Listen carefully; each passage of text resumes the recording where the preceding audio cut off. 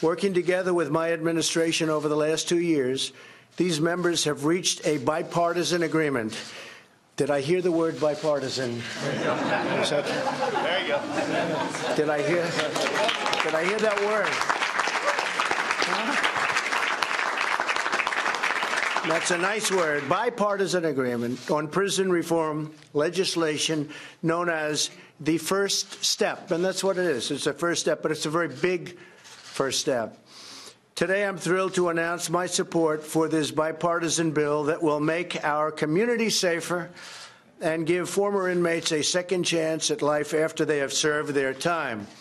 So important. And I have to tell you, I was called when I announced and when we all announced together this news conference by some of the toughest, strongest law enforcement people, including politicians, by the way, who are so in favor of it. And I was actually surprised by some, like, as an example, Mike Lee and Rand Paul and others. No, it's got tremendous support at every level. It's really great.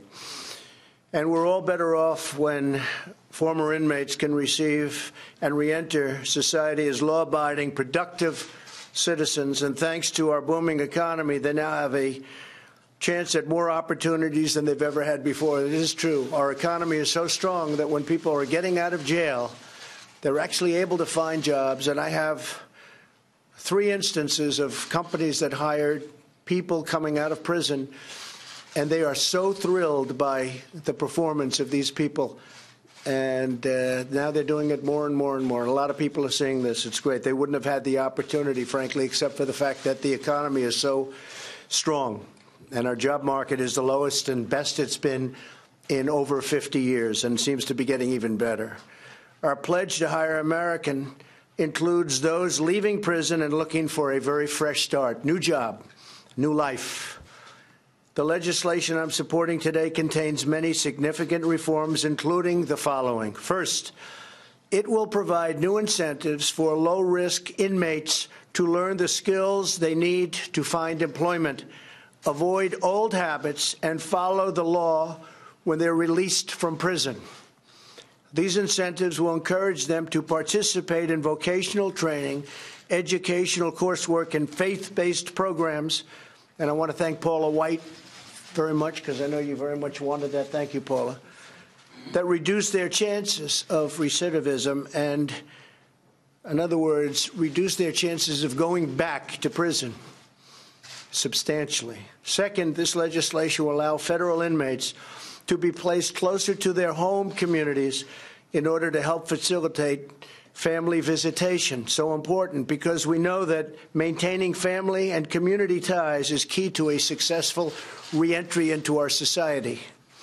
Third, the bill includes reasonable sentencing reforms while keeping dangerous and violent criminals off our streets. In many respects, we're getting very much tougher on the truly bad criminals, of which, unfortunately, there are many. But we're treating people differently for different crimes.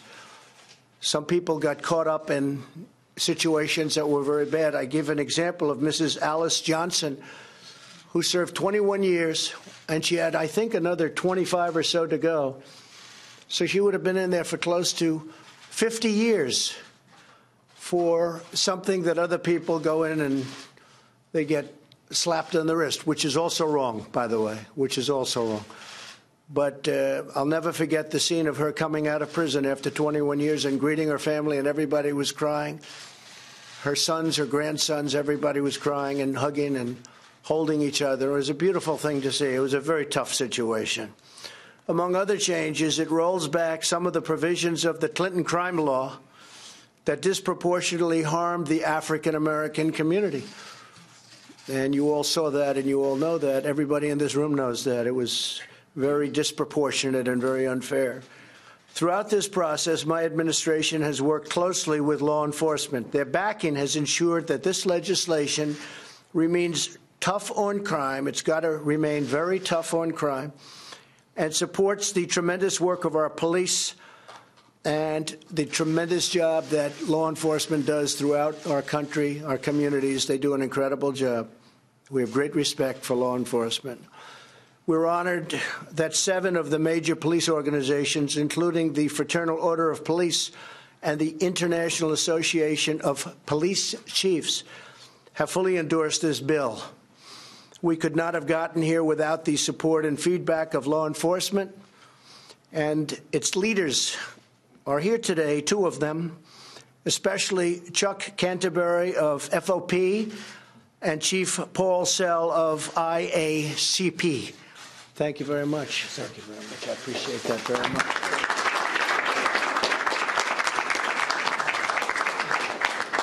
And these are 2 tough cookies. They want what's right. They want what's right. And interesting, if you look at Texas, if you look at Georgia, if you look at Mississippi and Kentucky and some other states that are known as being very tough, these are big supporters of what we're doing. And some of it's been modeled after what they've done. They've done a tremendous job. My administration will always support the incredible men and women of law enforcement, and we will continue to pursue policies that help the heroes who keep us safe. They are truly heroes. We also thank the more than 2,000 leaders in the faith community who have signed a letter of support. We have tremendous support within the faith community, unbelievable support. Americans from across the political spectrum can unite around prison reform legislation that will reduce crime while giving our fellow citizens a chance at redemption. So if something happens and they make a mistake, they get a second chance at life. Today's announcement shows that true bipartisanship is possible, and maybe it'll be thriving if we're going to get something done. When Republicans and Democrats talk, debate, and seek common ground, we can achieve breakthroughs that move our country forward and deliver for our citizens. And that's what we're doing today, and I have great respect for the people standing alongside of me. I urge lawmakers in both House and Senate to work hard and to act quickly and send a final bill to my desk, and I look very much forward to signing it. This is a big breakthrough for a lot of people. They've been talking about this for many, many years. I want to thank Jared Kushner for working so hard on the bill. Thank you,